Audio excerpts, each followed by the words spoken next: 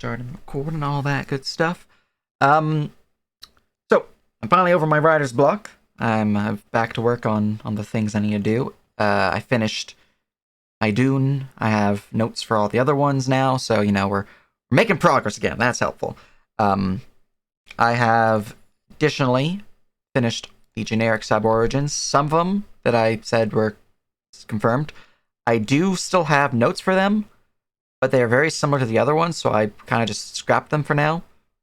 Um, so we did not have the full list I sent last week, but they're very similar to like four other ones, and I was like, kind of pointless.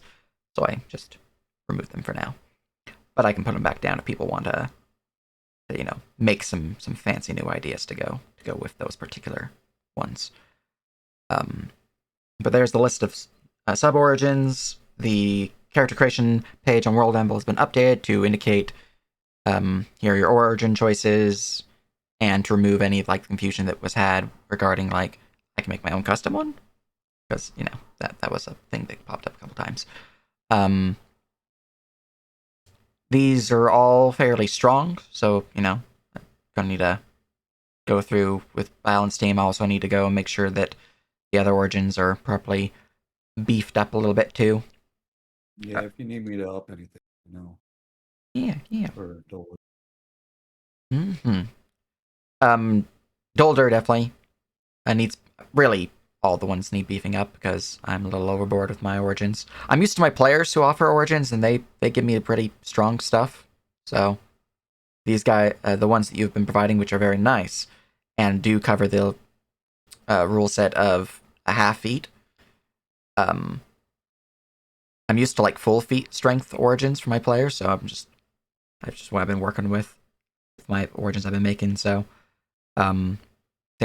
just beefing up all the other ones, get them on par, and then have them go through balance team, make sure they're all good and set.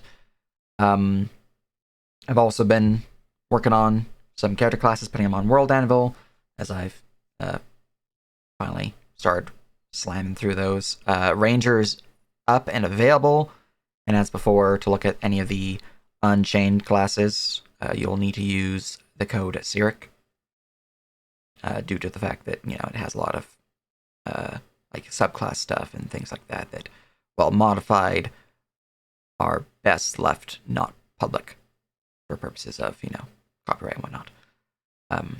Ranger's not fully complete though, because I still need to add the Beast Masters companions options.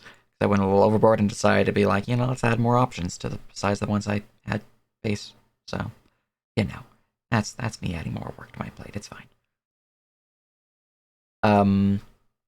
Additionally, the character submission form that we have, I've updated that to include the new origins, as well as to indicate if you're being a wanderer, which is the region agnostic origin, or a particular region's base origin, and then one of the sub origins, whether that's one that's tied to a region or that's tied to no particular region. So those are a thing that's been updated, so people can utilize that properly now. So that's what I've been doing. I've also done a few monsters updates, but nothing major in the bestiary. And for this week, it is the beginning week of fall semester for me. It's likely going to just be a bunch of let's go over the syllabus and head on home. But if it's not, I may not be able to do a lot of work, so I'll probably let people know around Thursday if I don't have anything to go over. If we have something from Legacy side of things, which handles the more administrative stuff, then we'll probably still have a meeting. But if not, then we'll probably just cancel this week's upcoming meeting. But that's what I have. I know Legacy, who is not currently here, has been going over a lot of the DM team, checking on people, seeing if they're good to continue working with us, as well as if they're wanting to go through being a full-time DM or part-time DM, or where they really stand there. So it's still a in-progress situation. But there is a post-it in Council General for those who are unaware. That is as there. You can react to it to let us know if you're still interested in either which way. Um, that's all I have. Let me go see my notes to see if there's anything else I should bring up that I'm forgetting. And while I do that, I'm just gonna plop this down onto iTunes page for the stream so they can read that over.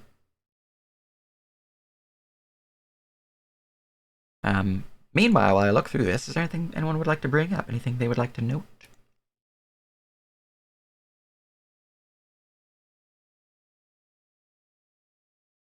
Not in particular. I guess one thing, because you did ask me about what should go up on the World Anvil in regards to the werewolf stuff. Thinking about it, do we actually want to hide that stuff at all? Because I don't know. I just don't know if there's a point to kind of keeping it obfuscated. Anything that would be like super secret lore that players would need to learn about in character, I tend to. Here's a better way to put it. I have a particular deity that has like the history. Here's the different DCs that are available to it. If your character can hit the DC, then you probably know about it. If they, have the appropriate skills and whatnot and lores. If there's anything super secret on that history table, I don't even list it. Mm-hmm. So, but Yeah. I do list like core things, and then I give a DC so people can know if they would just know about it, if they know about it in character or not. But I don't hide too much. I guess I would say out of the werewolf stuff, the only stuff that I'd probably want to keep hidden or stuff that would not be readily known is the behavior stuff as well as the actual alchemical cures. I don't think there's a problem in having the mechanical information in regards to becoming a werewolf because obviously that stuff is, well, A, common fantasy trope, and B, at least in Bruges, it's pretty not common, but it's happened. It's an aware threat. Yeah, I can agree with that. I definitely say, at the very least, the ways to cure it should be hidden. Yeah. As those are, like, quest-based things that one could use. Yeah, definitely. So, also, unless someone's, like, specifically lore werewolves, lore werewolf cures, lore dur, and, like, specialized with the healer feat and a bunch of other things like that, they probably won't know it off the bat. And it's also 10,000 years old. Yeah, there's a lot of things to it. But yeah, no, very good. In that case, I'll go through that document and plop the majority of it on, because the majority of it's pretty good to go on there then. I'm still working on NPCs and some stuff for Dolator. Yeah. It's pretty much we're pretty much good to go. There's just stuff I want to make as we go along the way, probably. Yeah, no problem. As far as other classes and whatnot, that wouldn't be at launch anyways. That would be unlockable stuff anyways. Yeah. So. I imagine there's going to be plenty of unlockable stuff that you guys are looking at in the various regions. There's potential stuff I'm looking at. I've been really busy with work lately. We're getting into the fall season, so it's starting to slow down a bit. And then as winter comes along, I'll have like 3 months off. Very nice, very nice. I'll have more time to do a lot. Mm-hmm. So hopefully during that time, as we're going, I'll get more in. Yeah. But good. Yeah, it's good stuff. Regarding the one D&D, I have not fully glanced at it. I have watched a video going over the different features, which I was like half paying attention to. I don't think we're going to use much of anything from it. I did like the change that they had to the grappled condition specifically, the one where you have disadvantage on attack rolls against everything besides the one grappling you, because it does mean that grapple is not just, it's fine, whatever. But also grapple is really potent. Otherwise, it's I'm on the fence. I want to bring that one up to balance team. But it's a thing. I did like that they made grapple not just a. It's whatever. Yeah, that's the problem with grapple and shove in 5e is just when it's good, it's too good, and when it's bad, it's useless. Yeah, pretty much. All right. You can probably pick and choose from what looks good once it's out. Indeed, once it's fully properly released. As for other topics, now that we have Legacy, while looking over my other topic list, let's see.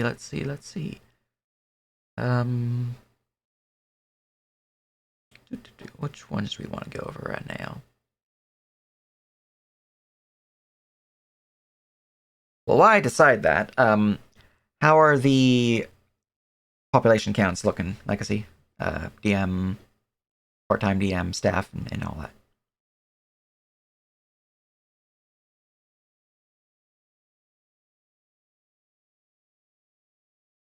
You all set to go over discussion topics? Yes. One moment.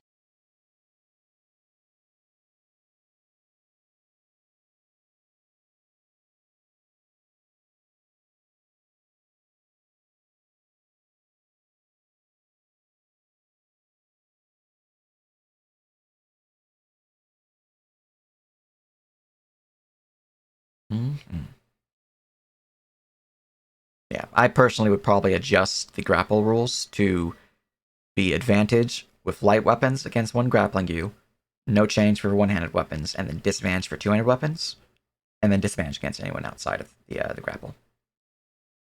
That's probably what I would apply.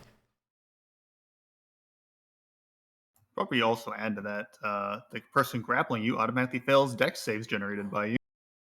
Yeah, I can see that too. Because I'm just imagining grappling a mage and then him burning hands and you point blank. Yeah, no. Their critical changes made me very sad. We'll see how much of it actually makes it to release. Yeah, you know.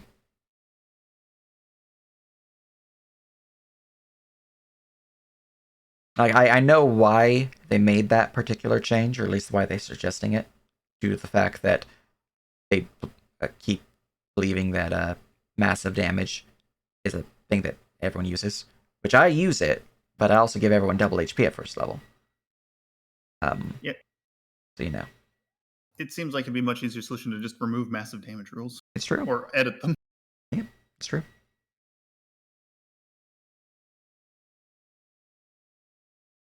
Anyways, I feel like one easy way to edit massive damage rules is if a massive damage would trigger, you just gain an additional death throw.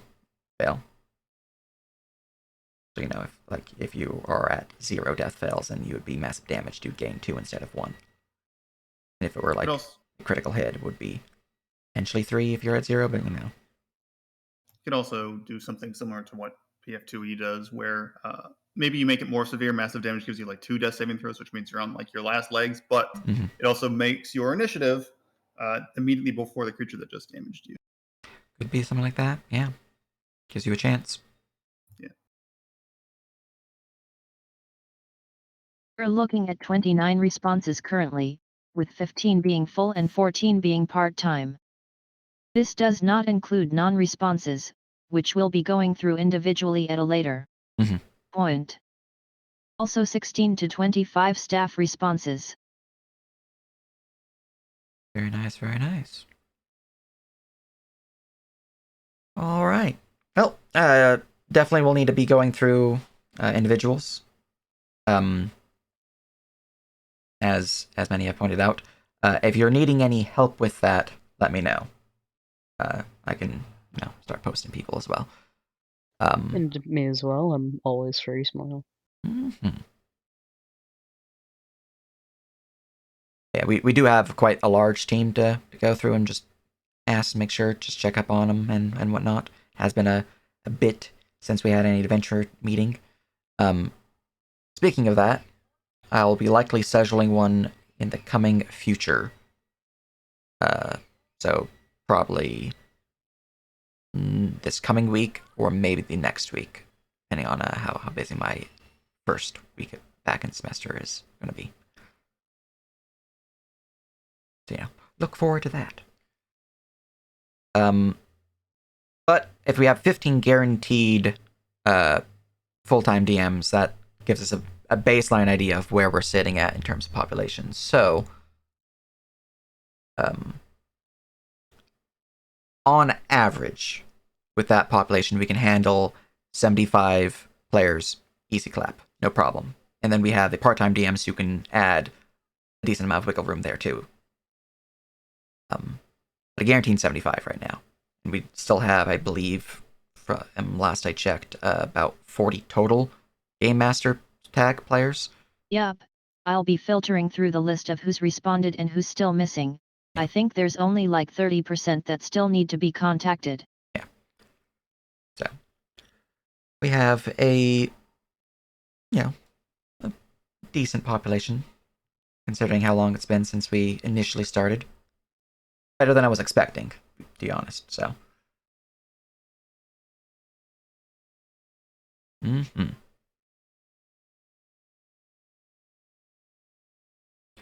But, good stuff there. Once we get all the DMs figured out and we have our team set up, we can then properly discuss player signups in terms of how we want to handle those. Obviously, we have the form. I more mean like,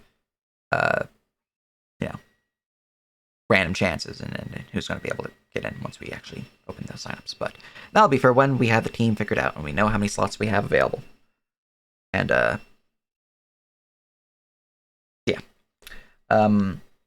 good stuff there. In terms of the next topic, I know we have some discussions on how we want to handle player rolling and stuff like that. Discussion topics. Yeah.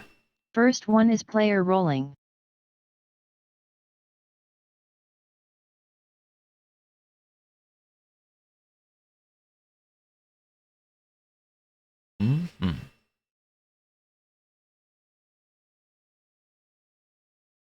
Oh yeah, no, the D&D Beyond game board looked pretty good.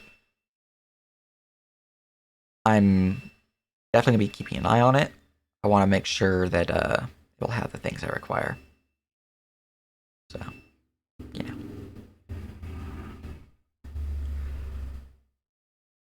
Yeah. In terms of player rolling, though, obviously we have Map Tool, we have all the coding and all the frameworks there. Standard practice is that the dice roll itself needs to be visible in some way. So either a T over the actual dice calculation, or the dice roll itself. So like dice D20, you put in a separate roll in the actual macro. So, it'd be like, here's my roll, and then in parentheses, here's what I actually rolled. And we'd be able to tell what your roll was from that. As for dice rolls in Discord, we do have Avri, which can provide us with some stuff there, and I am willing to toss some down some fat stacks to get us a custom bot that will integrate better with our particular sheets. But that's something that's a bit later down the line. But Avri will help us where we're standing at right now, and I don't imagine we're going to need too many dice rolls in Discord specifically. In terms of like heavy, we need to keep an eye on this and make sure it's fully set up and built for our particular needs. It's most likely going to be like RP events or people like, let's have a little mini duel in the middle of the arena because you want to have this RP. I imagine it's not going to be anything too crazy.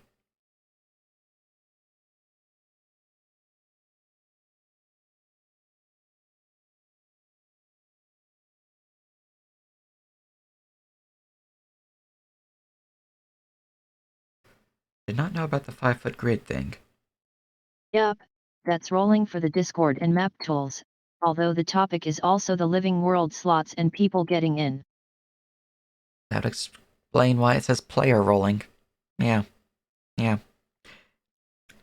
terms of player slots, obviously we'll have some form of random chance depending on how many players who have interest in it. So if we have less than the number of slots that we can guarantee, then obviously we don't need to roll. I don't think that's going to be the case. If we have more than that, there'll be some form of random chance system, which will be determined based upon, the number of DMs we have, how many slots we have available, and how many players have interest. So for some form of chance system. But since this topic is being brought up now, what are people's thoughts on the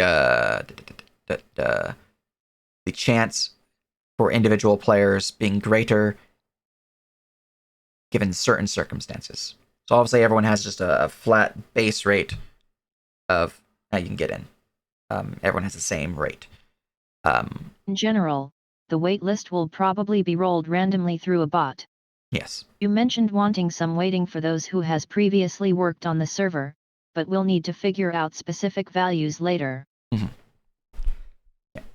But that is what I'm getting at is what are people's thoughts on a little added weight to their percentage chance if they were previously working to help us out here,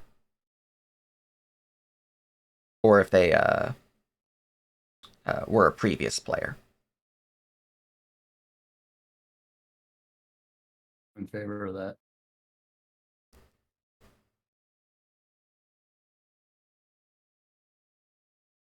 Mm-hmm. Take a statement. Yeah, I think we should reward people as well. I just want to make sure everyone has a chance to provide their input.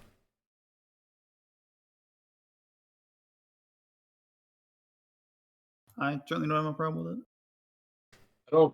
I don't see anything wrong with it. Like you worked your ass off to make sure that players can play. It's only fair that you get something for it. Mm-hmm. Okay. In terms of current staff, full-time DMs and all that, they just get a character slot. So we will have to keep that in mind in terms of the actual player availability that we'll have.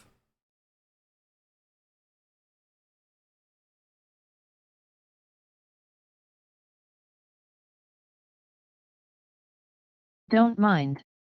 I'd be fine with a higher value for active staff and part-times, as well as retired. Mm-hmm.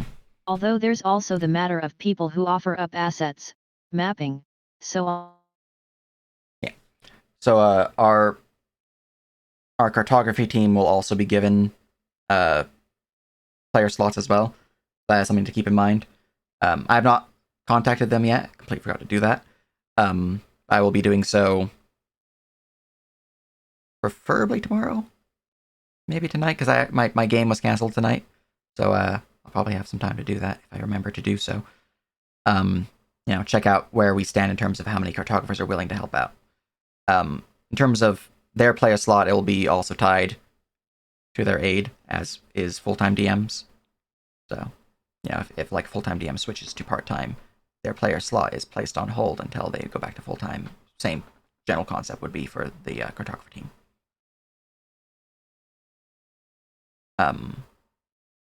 That's something to keep in mind. In terms of your mention about past players, any other opinions on that particular weighted adjustment? Yay or nay, one way or the other?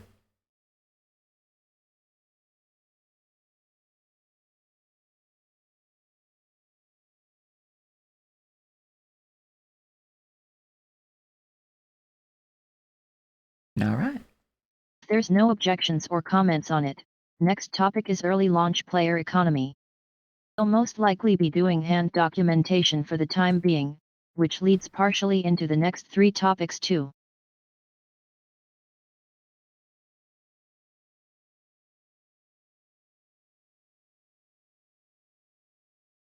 Yeah, we're definitely going to be dealing with some form of manual documentation at the beginning.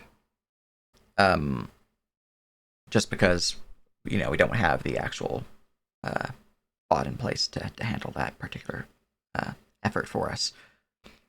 But for the most part, I imagine most players will be purchasing items in session, especially since we're unlikely going to be providing downtime days during the initial couple of weeks.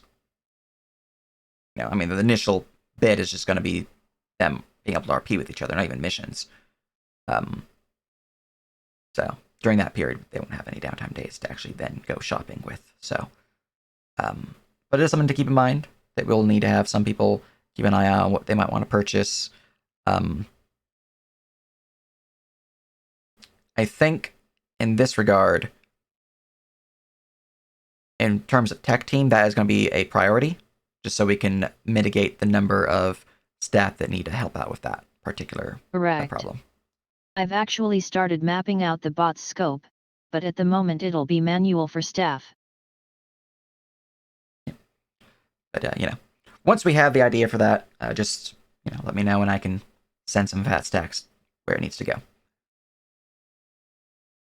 In terms of additions to this player economy, obviously players will be able to craft things themselves. They'll be able to buy basic materials and then craft those into greater items, which they can then sell. That kind of goes hand in hand with the tracking issue, which is something to keep in mind, that we'll also have to keep track of crafting of mundane goods. But the way that I have the crafting system set up and adjusted for the living world, because the previous system was a lot more intensive, it's pretty much just a check, is a yes or no, and how much progress is made. So that can easily be adjusted for a bot. So for our purposes, we won't have to worry about, they made 15% progress this day, and they made 4% progress the next day, and good old manual trading and stuff. But with the changes there, it should be much easier to handle crafting. And, there is the thing that they can really only craft what's given as an option. There's no, I'm going to make this really weird MacGuffin. There is a research system that they could utilize, but the way it functions is it's unlikely they'll be able to do anything super crazy given launch. Well, we shouldn't have to track a lot. I mean, at most, the DM's going to give out maybe a long sword or a shield, so it's not. Yeah. It's not going to be terrible. At most, you're getting. Oh no, long swords in the economy isn't going to break the bank or be an issue. Yeah. I mean, I'm not worried about the economy being broken or anything like that. So, I also don't think the tracking is going to be too much of an issue either. It is something we need to keep an eye on, and it needs to be a bot needs to be built to handle this for us. But there's just something there. Going forward into that, though, to the next portion of this would be player upkeeping gold sinks. And obviously there's the gold sink of property, there's the gold sink of mission content they might need to do. So like, bribing a guard to get past into the next area, that's a gold sink right there. Buying consumables is a pretty big gold sink, whether that's ammunition or like potions and the like. There's also, of course, the basic adventuring gear as gold sinks. There's the upgrading your one's own gear as a gold sink. So, spending money to go and change your basic longsword to a superior quality longsword, for example. That's anything that's of higher quality is going to be a pretty hefty gold sink. Anything magical is going to be even heftier gold sink. So that right there is just pretty solid. Because even with reagents that can then craft magical items, you still need to spend coin. So regardless, it's going to be some form of gold sink. There's also, of course, the options that kind of coincide to another mechanic that is to be discussed, which would be influence and the gold sinks that can be derived from there. But that will require us to go over related topic system. That's not listed there but very relevant. What's incoming going to be looking like? Will downtime be able to generate gold? Early game won't have downtime probably, so how will mission income look like? This is something for economy, but good to start discussing. Yep. Very good indeed. As it stands, a lot of the currency is based upon the hireling and services wealth listed in the equipment guide. So for adventurers themselves, my idea is that the wealth for missions will be based upon the hireling values, which are tied to the different tiers of play. So if you're doing like a tier 1 mission, it'll be based upon that particular wealth. Though we'd want it to be a bit higher, because those are for players to hire hirelings, not, do it themselves. And that should keep the wealth rewards for completing missions still in a matchable state. In terms of rewards that can be applied to the mission itself, so like, hey, I have a dungeon, it's got a bunch of, random knickknacks and stuff that I need to fill up to make it, not just his random empty shelf, it's worthless. A certain amount of coinage should be applied to allow players to fulfill the area with loot. In that regard, everything that I've been using has been based off of the wealth by level lists from various editions. I've been using a modified version of that list from Pathfinder, as my economy is based on I would say at this point, Electrum standard, so a half gold standard. So for that regard, not losing the trail of my thought. Yeah, I mean, I don't actually use Electrum, but Electrum's 5 silver piece, so it's easier than saying 5 silver piece. Can't believe you're making us do math. Unbelievable. I mean, shiny math rocks make clink clink noises. So, given that example, would the average reward for a tier 1 mission, let's say it's like 3 missions long, roughly be what, about 500 gold ish? Maybe a little less? I'm gonna bring up the guide just to give an idea for this. So, on the equipment guide, the hireling of services for hireling of tier 1, so level 1 to 4, is assumed to be 1 gold per day. Obviously, that is for a player hiring someone to help them out. For players themselves, we probably want to do like a 10 times that value, so maybe 10 gold a day. So for that 3 mission thing, it would be about 30 gold for a level 1 mission. Okay. Yeah. So in terms of how much they can fulfill the actual dungeon with loot, I would say that number would be a bit closer to your number of 500.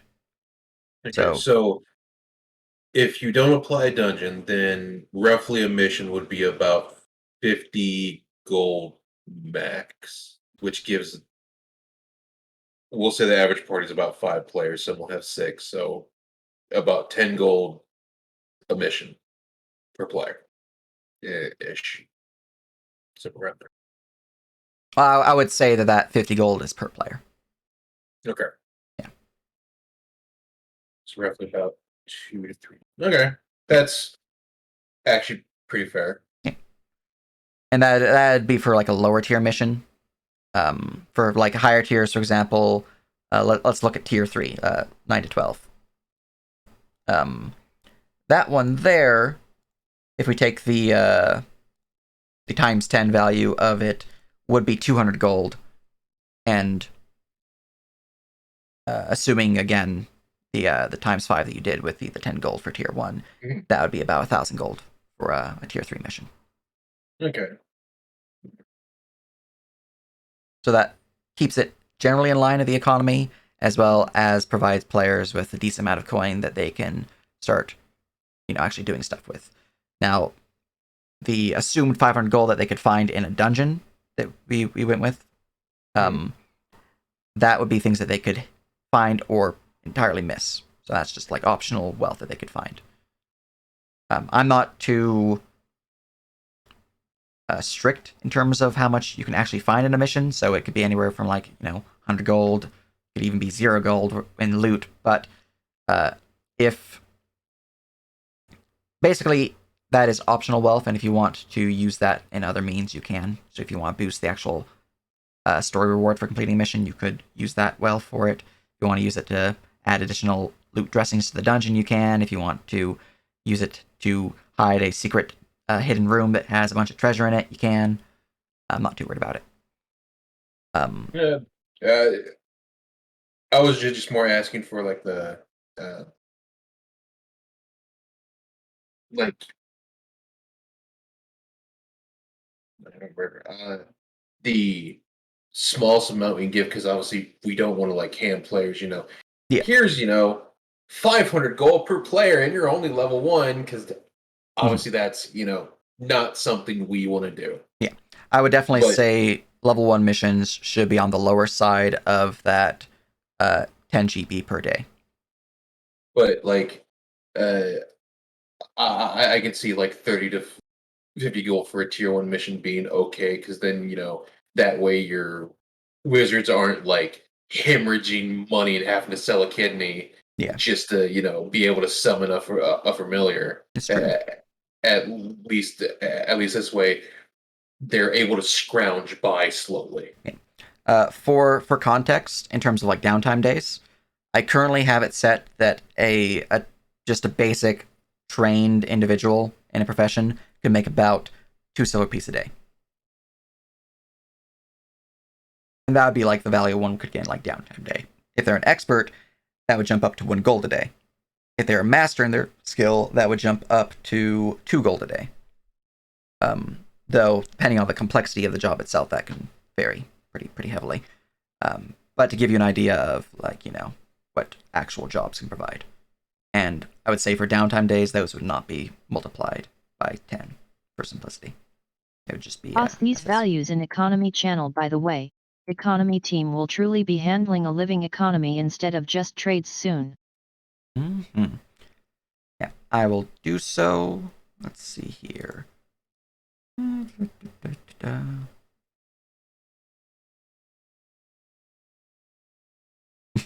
Oh yeah, I mean, in terms of copper, I think the only time you're really going to see that much copper is if you're going to like a Dragon's Lair.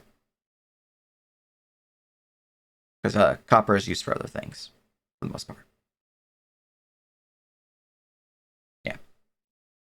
And you might find smaller coin types, like copper piece coin types, but it's not really that used. Most people just keep, about 15 copper on them, at best. Yeah, it's like carrying pennies on you in America nowadays. Not really common. Silver, though. Silver is pretty common. Economy team, though. Let's see here. T1 missions.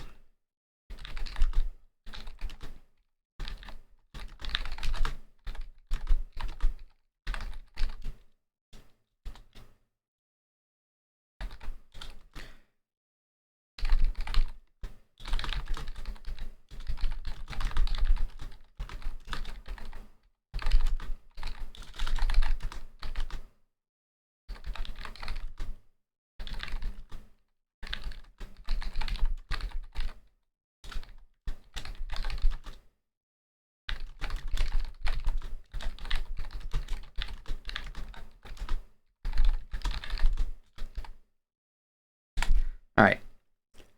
That should give a base reminder so we have an idea. And that can also, provide DMs with, hey, look, they're wanting to stay at an inn, so here's, the price for it. Which would be another gold sink that the players would do if they're, trying to travel and they're wanting to, in mission, they need to stay at an inn or something like that. Hey, look, there's a gold sink.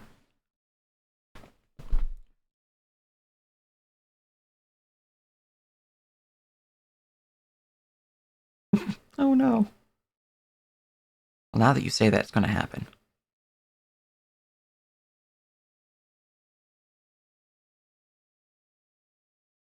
Oh yes, player upkeep. That was another thing to be discussed. The book does have a lifestyle expenses listing, the general prices that players would have to pay. to keep maintain their lifestyle. I know that was suggested last week, or maybe it was the week before, that this should be a thing where just once a month during like the update, the monthly update thing that we'd have, or the weekly update, end of month update, players would then pay this, and it would just be essentially auto removed. Now, what we could do is we could just have that be a percentage reduction in the wealth that they gain from mission as a guild fee. It could be a automatic removal using the economy bot that we intend to make at the end of a month. It could be something that players can adjust. So if they're wanting to live the high life during a month, they could switch themselves out to the aristocratic style. Or if they want to be like, I want to live as on the streets, they can go no all the way actual to wretched. taxes. Also in game month, right? In game month, yeah, generally. These are based on in-game month timelines for the purposes of the prices. And as for taxes, most items, they kind of include taxes in their purchasing price, using, like a European style rather than American style. So if you try to buy a longsword, you're technically paying taxes. If you own a property, though, that's when we'll start getting into taxes, which I would just say that would increase your monthly upkeep or your yearly upkeep. You wouldn't need to worry about anything beyond that. Just if you choose to be a modest lifestyle for this particular month, and you own a property, instead of paying, for example, 5 silver piece or 150 silver piece, because that's the month cost, you'd pay 170 silver piece. That's the only change it would really be.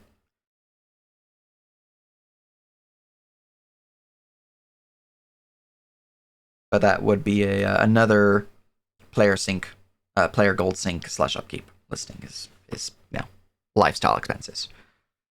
One of the options though is wretched, which means that they are, actively homeless, scrounging for food and all that good stuff.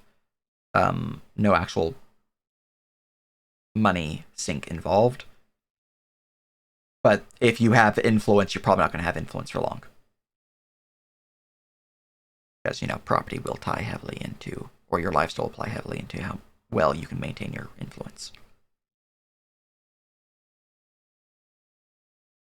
Well, depending on who you're talking to. If you're, talking to a thieves guild, you'll probably be fine. Anyways, that's the thing. Players can we can take a poll on that if people want, or we can just discuss that in more detail during an economy meeting.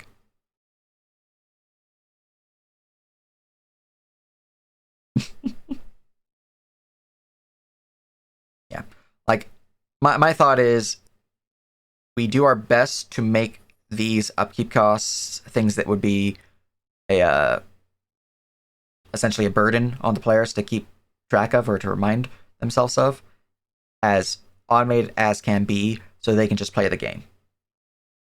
Those who like doing this kind of stuff can go deeper into the rabbit hole. So working on towards property, they can work towards getting greater influence and perhaps rising up in the court systems. So becoming a noble. In that regard, they could go heavily into it if they do like these types of systems, because I know some players do like this type of stuff, but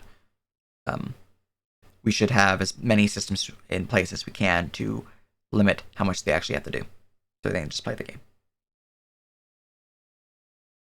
So, in terms of the bot stuff, that's something that we should have as a thing. Man, it's gonna be great when they the start of the new month and you see the bot send a message. Hey, you paid blah blah blah amount of gold to keep your property and not be homeless. Congratulations. Now I kind of want that to be as a message.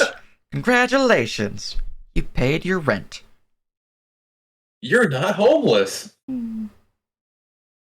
It's fine. Don't worry about it. Yeah. Regarding the influence system, though, since we are kind of on a similar topic right now, that one will be heavily involved with political team. Since Paya's not here, I'm probably gonna get speak with them, be like, hey, we need to set up a meeting so we can go over this. So that's gonna be something on my to do list, is to ensure that political is keeping up. But that's something to be fully fleshed out, is the influence system, which I know we do have the document made. We just need to have it approved and placed it on to a World Anvil. Requires me to have a meeting with Pi. Yes. Alright. Final related topic is department requirements and trimming. This is more of a long-term thing that'll be gone through each department, so expect a ping in any departments you're a part of at some point in the future. Specifically as it pertains to this topic though, if you're interested in handling early game trading and purchases, primarily money and eventually money, then just indicate your interest in a post I'll put in the general channel later. Eventually downtime, sorry. I figured when you said money and then money again. Yeah, money and downtime.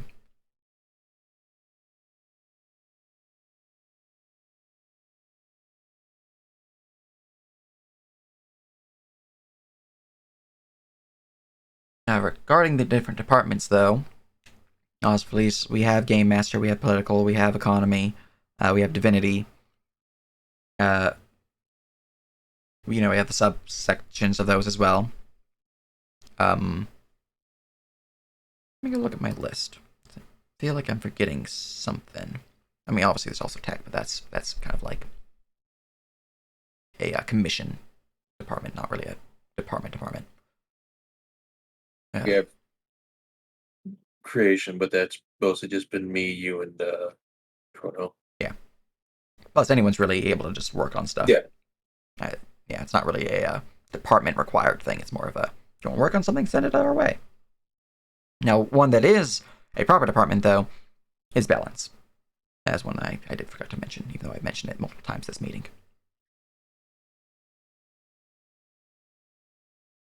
And that one, I would imagine, during like any launch, like right now, it's gonna be heavily needed. Mid-game, we'll probably use it like once in a blue moon. I'm sure we'll find people like Coop and Bearded who will optimize, and then we can slowly see how they're doing it, and then figure out what we need to do down the line. Yeah. I remembered two of the big ones that I did not mention. Huge departments, in fact. At least in terms of importance. There's obviously RP events, which we need a event head for that, I believe. I don't think anyone's stepped up from the co-heads in that department. So we'll need to have a new RP event head to handle things there. And there's also training team. Training team is another huge department. Money makes the world go wrong. But yeah. I know there's a few people interested in that already. But as far as department requirements and trimming go, it's basically each one we go through and see what it'll be doing within the living world, how it'll function, and so on. We've actually done one set of these updates previously early on in development, but as we're getting closer to launch it's good to review again. Trimming will be happening based on what's necessary still, and what's not actually needed as a full department but instead converted to more of a qualification since we're significantly differing from the past LW variant. And Shrub hasn't messaged me yet about returning, so they're still on a hiatus. I know he said it'd be like 45 days-ish because he was getting used to his new job. I can poke. But, they haven't messaged me yet, so.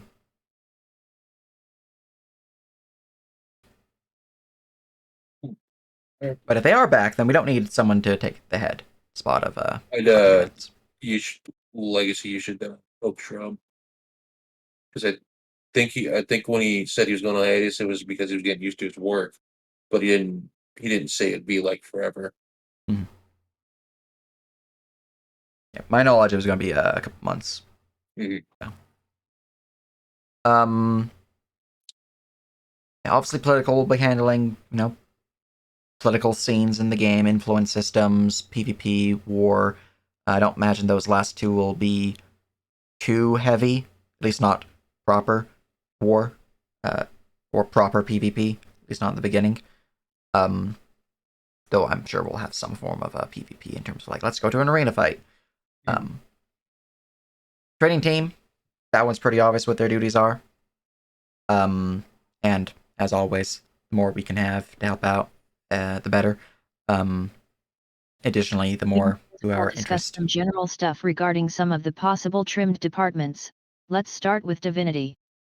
Do you anticipate the department being necessary, and what sort of duties or assignments will they handle? So Divinity is necessary in a very, very small regard. Like, the team itself could be one person. It'd be non-issue. Like, even, like, I can just do it, or one person can handle it, no problem. So I wouldn't really say it's so much a department as more of a, someone's going to be handling prayers rarely. Qualification? Qualification would be I would say, partially lore master. So, knowledge of the lore of the deities and whatnot. And then RP events training as well. Yeah, it's more of a duty, really. But it's not going to be too often used because, for one, prayer's not going to be answered for a very long while. Like, most prayers will probably be answered from the Divine Intervention feature. Well, we might want to have one or two people on that because obviously if the person that is the RP person, they can't answer their own pings. True. Right. 1, 2, so it'll be plus. more so a qualification role. I remember you mentioning that prayers are largely unanswered. Yup. Yeah. What about patrons? Should they fall under Divinity as well or have their own department/qualification? Patrons should fall under Divinity as well. Yeah. Yeah. Patrons are one of those things that, for the most part, they are very similar to to deities in that they are absent in many ways, but they're also more present in different ways. So, like, you're not really gonna pray to a patron that often, but you might get something out of a patron that you wouldn't get out of a deity. And more than that, though, if you piss off a patron, you might not get, smote instantly, but you might get a quest line built to, smote you. Like the IRS. Yeah, like the IRS. This probably goes into spoilers, so I'll save it for after recording, but we probably should discuss the metaphysics of divinity and power in Syrik. Mm-hmm.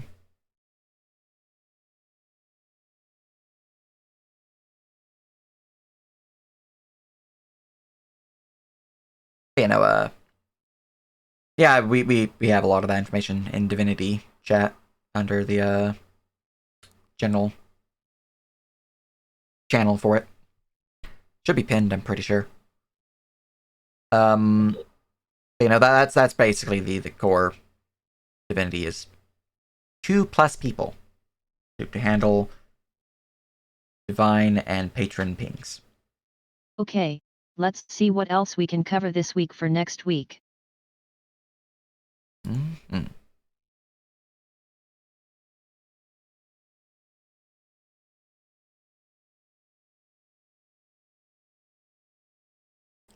I have a giant list on World Anvil.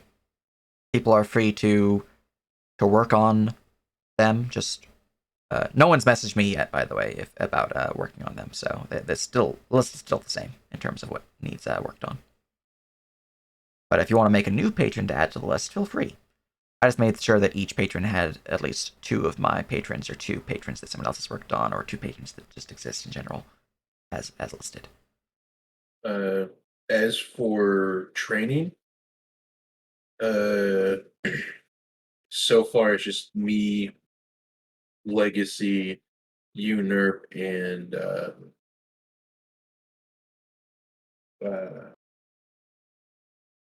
one or two other people.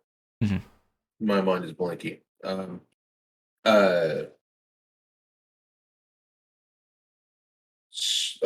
Morez. That's right, Morez.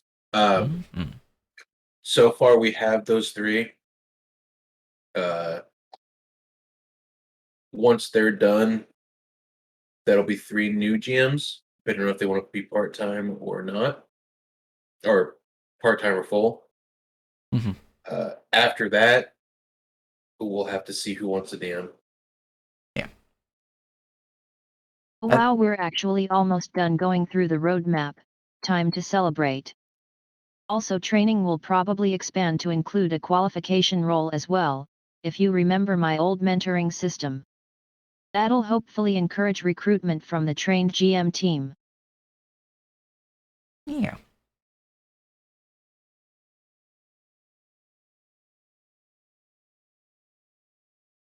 It's true.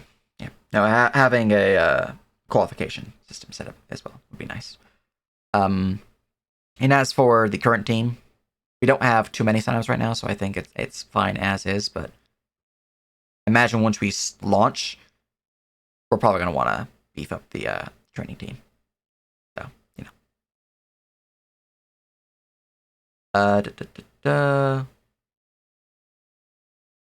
In terms of the next department, though, training, political, RP events team. That team's going to need to be decently large, I'd say, to handle like all the events that might occur, keep the world feeling alive, handling NPCs in the Discord, all that good stuff. Overall just running events. We already had a pretty large discussion with what their actual duties are, and those should be in the RP events team channel. But this team itself is definitely required and should be of a moderate to large size. And there's probably more to be discussed on that as well. But as a baseline, moderate to large team size definitely required.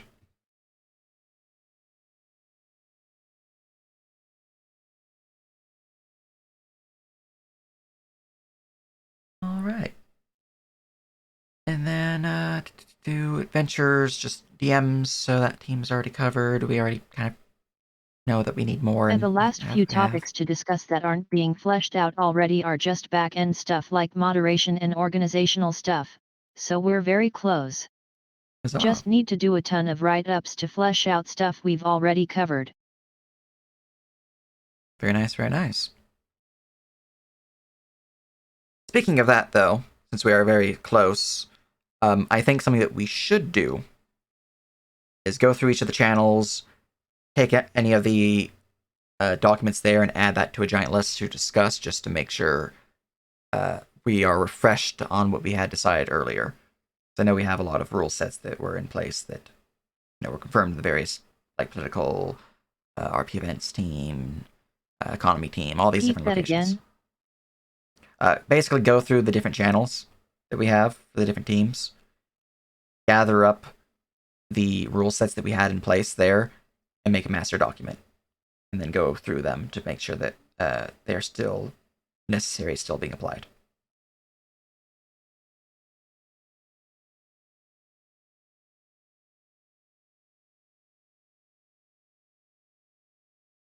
Which I think the majority of those will probably be found under economy, political, and RP events. Oh yeah, yup. Department organization except as it pertains to the LW mechanically, that'll be important. Mm-hmm. All right. But I feel like, correct me if I'm wrong though, in terms of our handling non-creation business, we are probably about 1, 2, maybe 3 weeks out before officially sending out the document for people to sign up on. Because we have maybe 1 or 2 more meetings of proper adjustments and stuff.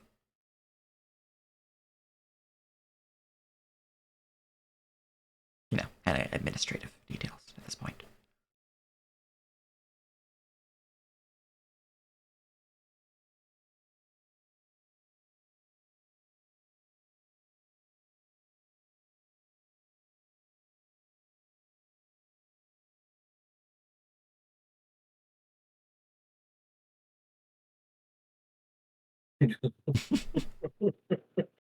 Um, I wasn't here for the first 2 minutes because I was reading something for future games. Mhm. The origins you posted, those are the generic ones for on top of the region origins, correct? Yes. So that is everything then. Yeah. Okay. Yeah. So the way that they work, you can either be the generic core origin of Wanderer, and then choose one of the sub-origins of Apostate, Athlete, Bandit, Folk Hero, Green Seer, Guide, Thief, and Troubadour. And they have, the full shebang with personality traits, ideals, etc., with their feature and what they'd get from ASI skills and lore and whatnot.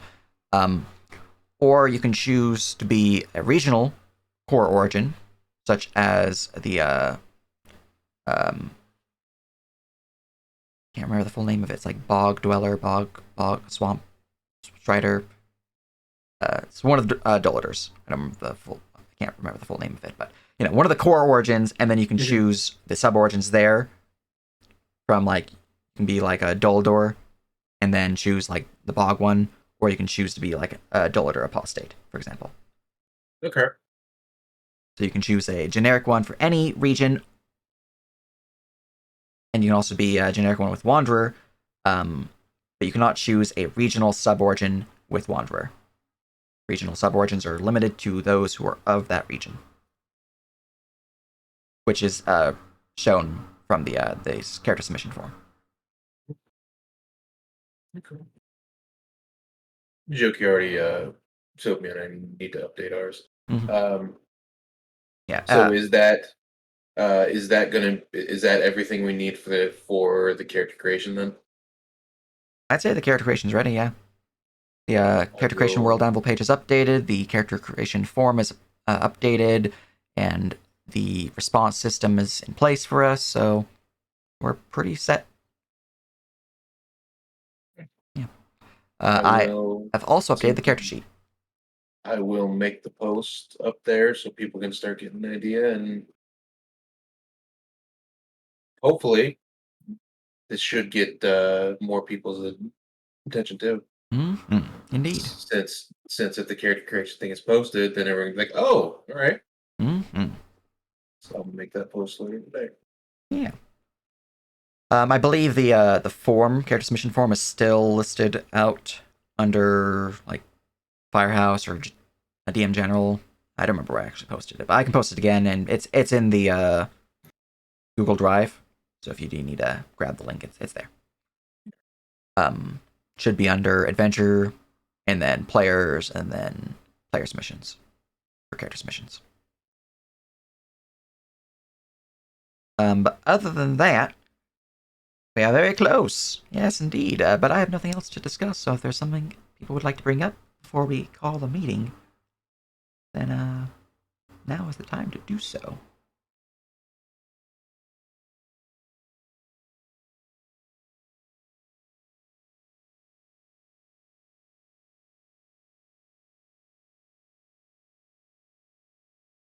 Right. No other major topics of discussion for this meeting. If anyone wants to ask about something they're working on, go ahead. If not, I think we're all set for this week.